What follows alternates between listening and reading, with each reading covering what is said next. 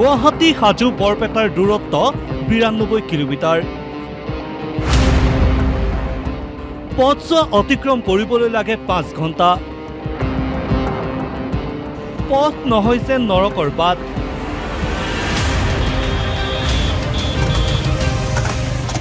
৩০-৪০ ফুটৰ দূৰে দূৰে একোটা পুখুৰী সদৃশ গাঁত।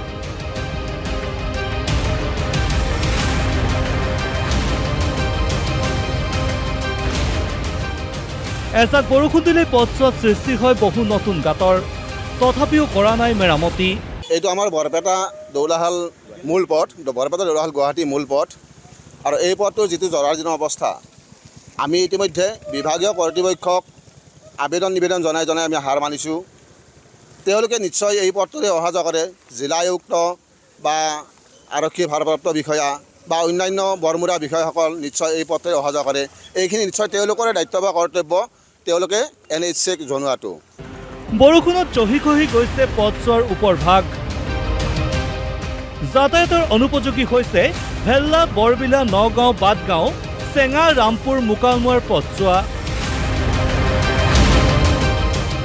জৰাজীৰ্ণ পথটোৰ শিলগুটি ছিটিকিও আহত হৈছে কেইবাজনো পথচাৰী। আমাৰ অসমতে বহুত এইটো ডিষ্টাৰ্ব লৈখিনি আহাৰ পৰা ৪ ঘণ্টা পাৰ হৈ গ'ল, ৫ ঘণ্টামান লাগিব বৰপেটা পাওঁতে। ৰাস্তাখিনি সোনকালে অলপ ভাল কৰি দিয়ক। ৰাস্তা মানে আজি কেইবা বছৰ ধৰি এনেকৈ জৰাজীৰ্ণ অৱস্থাত আছে। এজাক ইয়াত বৰষুণ দিলে মানে ইমানখিনি পানী হয়। ইয়াত বহুত সৰু ডাঙৰ বহুত এনেকুৱা মানে দুৰ্ঘটনা এইটো ৰাস্তাত ঘটিছে।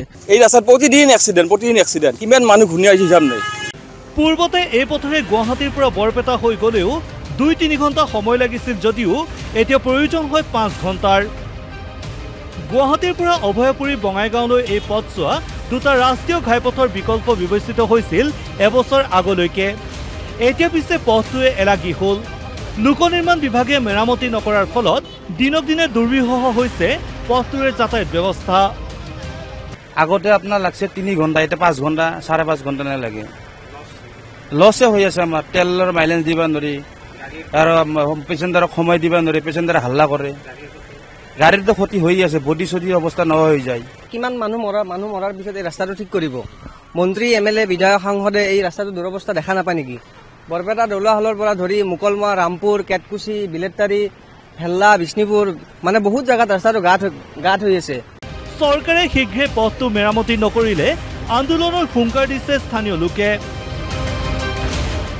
বৰপেটাৰ পৰা অশোক দাসৰ ৰিপৰ্ট, DY 365।